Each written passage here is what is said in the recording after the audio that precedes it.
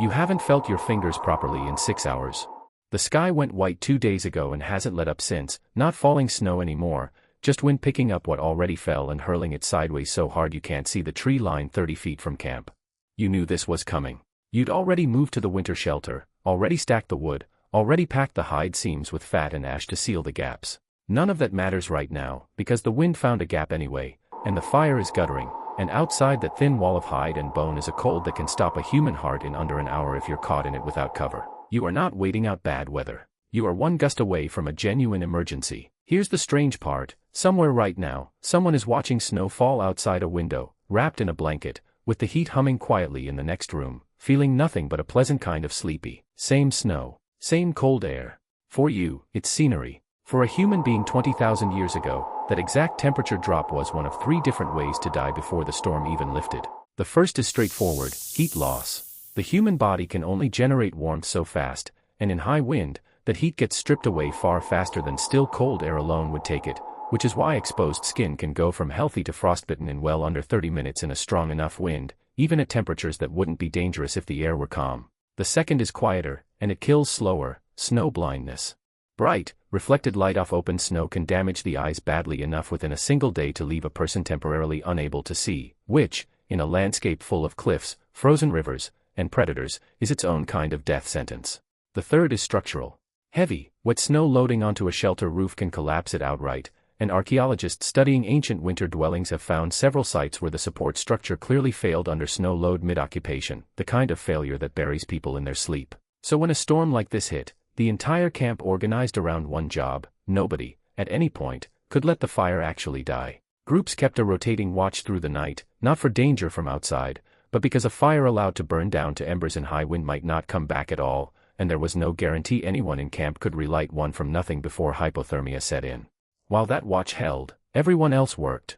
This is where sewing enters the story.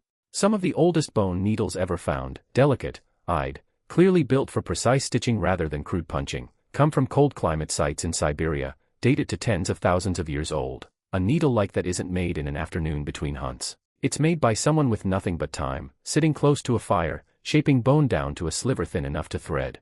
Fitted, layered clothing, not just draped hide, but actual tailored garments, is very likely a direct product of exactly this kind of forced indoor time, and it's also very likely one of the specific technologies that let humans push into genuinely brutal cold climates that earlier hominins never managed to survive in long term. And then, once the practical work was done, something else started happening.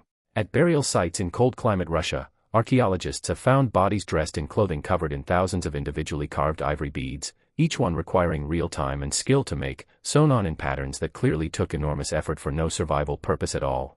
Small carved figurines from the same cold regions and time periods show the same thing, stylized human and animal forms, made from mammoth ivory or fired clay, some of them among the oldest ceramic objects ever discovered anywhere on Earth, created, as far as anyone can tell, purely to be looked at. Nobody carves a figurine while actively fleeing a predator.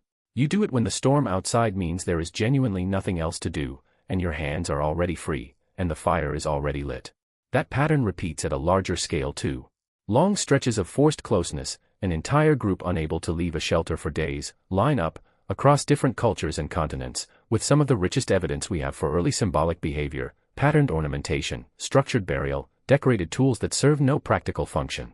Being trapped together with nothing to do except talk, teach, and make things appears to be one of the conditions under which human culture actually gets built, not just maintained.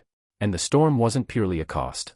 Once it passed, deep snow left behind something valuable, near-perfect tracking conditions, since fresh snow shows exactly which animals move through overnight, how many, and how recently, arguably better hunting information than most other times of year. Extreme cold also slows spoilage almost completely, meaning a successful hunt right before or after a storm could be safely stored far longer than in warmer seasons. Groups who understood this timing had a real, measurable advantage over ones who simply saw the storm as a problem to survive. So what did people actually do, trapped for days in the worst cold of the year? They kept the one fire that mattered alive through the night, in shifts. They stitched clothing precise enough to survive conditions unforgiving of any mistake. They carved objects with no purpose except to be beautiful, because their hands had nothing else left to do. And when the storm finally broke, they walked out into perfect, snow-covered tracking ground and used everything the downtime had given them. The cold didn't just take something from them. It's very possibly one of the reasons we're capable of surviving cold at all.